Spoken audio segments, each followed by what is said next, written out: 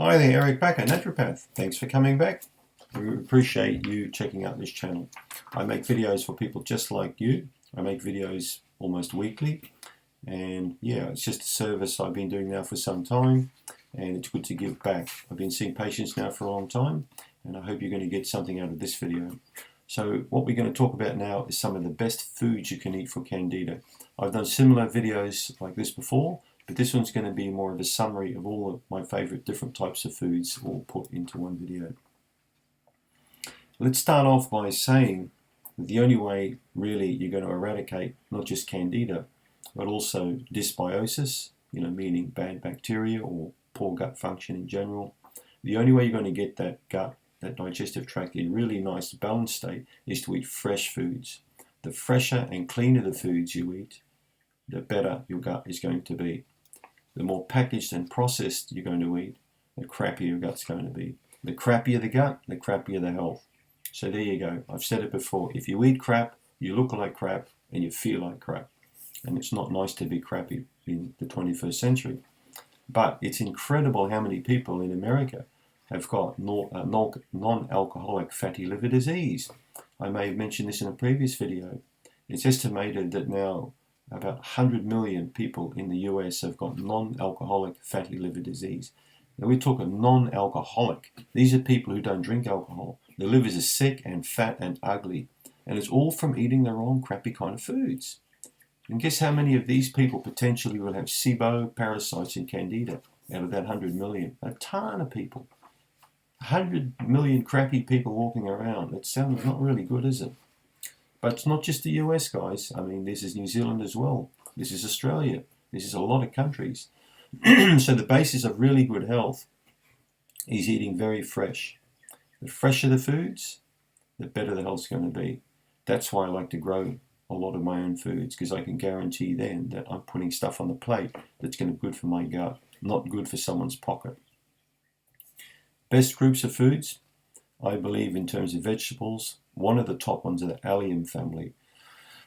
So I've done a video on this previously, you can look it up. The Alliums are very, very powerful because they contain so many compounds that have a wide range of effects in the body. All the Allium foods are antifungal, antibacterial, and anti-inflammatory.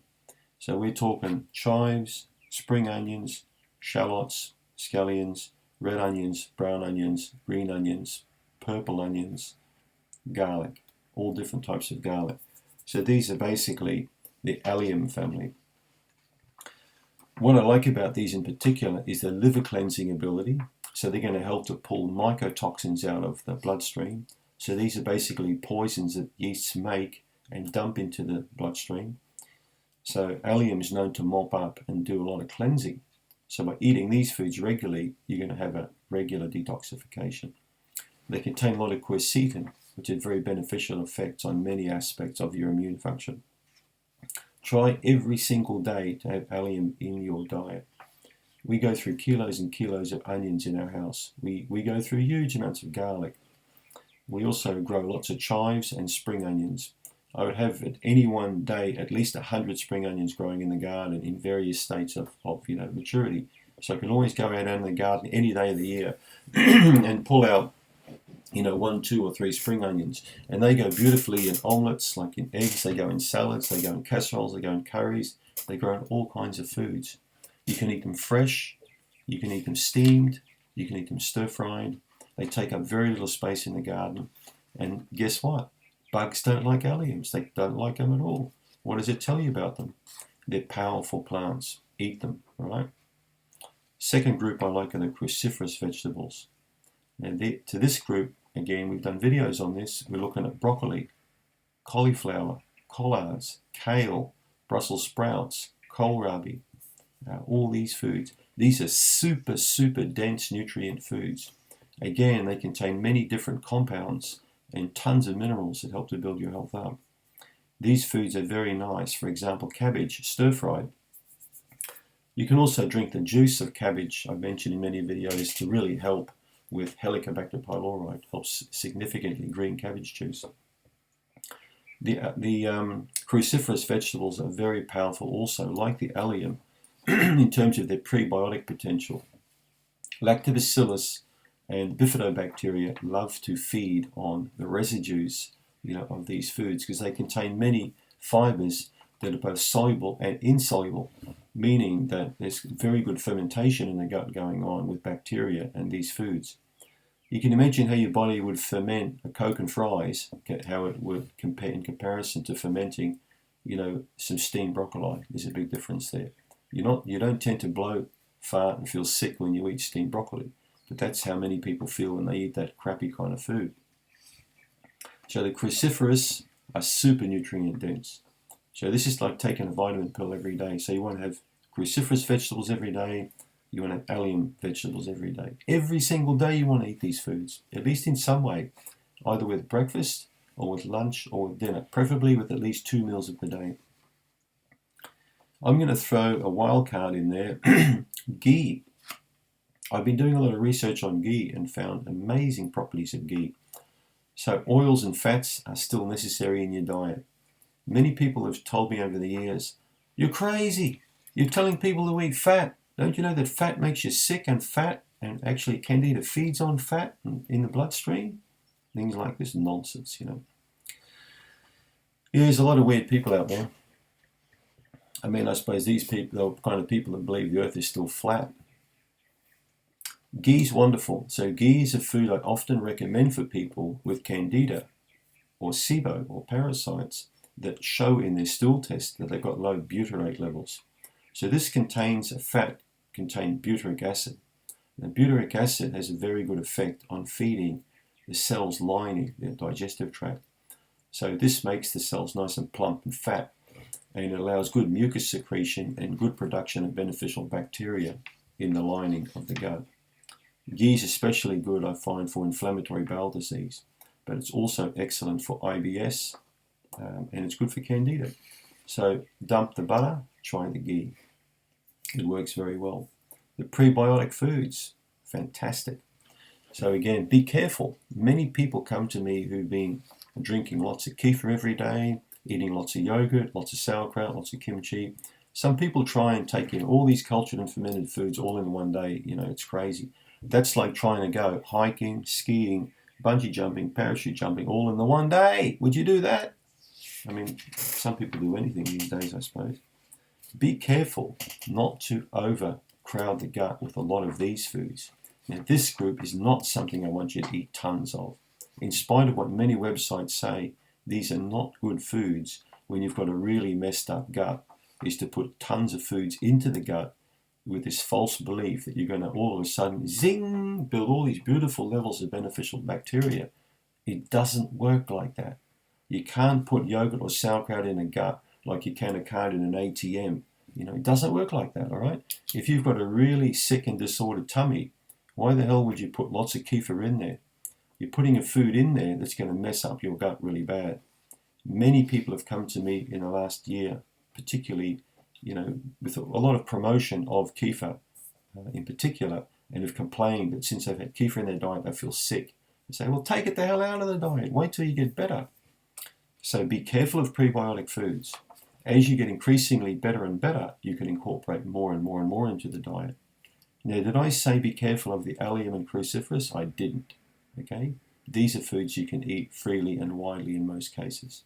Now, some people are going to say, oh, but I can't eat broccoli because every time I eat it, I fart. Well, then don't eat it. Okay? Don't complain to me if you fart when you eat a food. Just take it out of your diet. Because in time, you won't fart with that food. But be cautious of the prebiotic foods. Let's have a look here. Other foods I like you to eat. A quirky food are green beans. Fresh green beans. I find these to be excellent when it comes to really healing the gut as well. These are a prebiotic food, but they're not a fermented and cultured food, right? What about sprouts? Alfalfa sprouts, mung bean sprouts. These work for many, many people as well. Another group of foods I want you to put into the diet regularly are the spices, the woody spices, right? Cinnamon, clove, cardamom, turmeric, these sorts of spices. And you can also consider, there are many of them.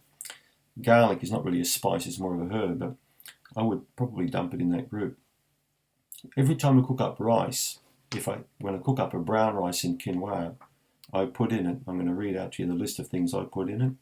Star aniseed, green and brown cardamom, turmeric, some pepper and salt, and some garlic. I mix all that in with 80% brown rice, 20% black quinoa, and then I'll put a little bit of finely chopped onion in there, a couple of peas, sort of frozen peas go in there, and sometimes I'll put, could be a little bit of chicken or prawn, shrimp that gets mixed through that. Then that gets steamed.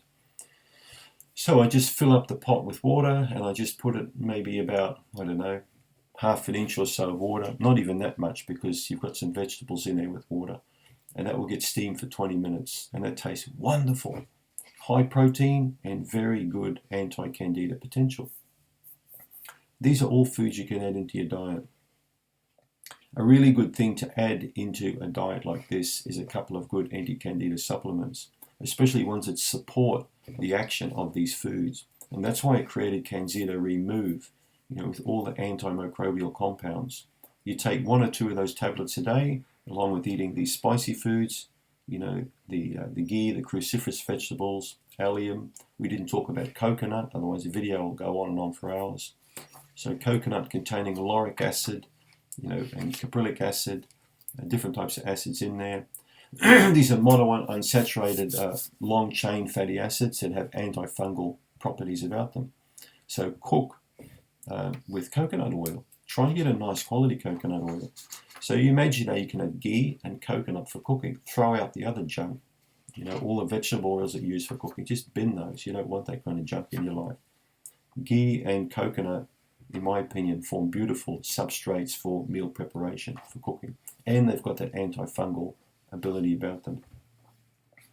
So don't forget, check out my other videos. I did one on the anti-candida salad. I've just done a video on that. And also an anti-candida broth. Have a look at that one. That's a nice warming broth with antifungal properties. This kind of way of eating is going to ensure long term that you're going to keep the gut nice and clean and free from unwanted overgrowth, certain organisms. That's going to go a long way to building great health for you as you get older, like me, is to keep eating well and make the right choices. It's a significant step towards really good health and well-being. Thanks for tuning in.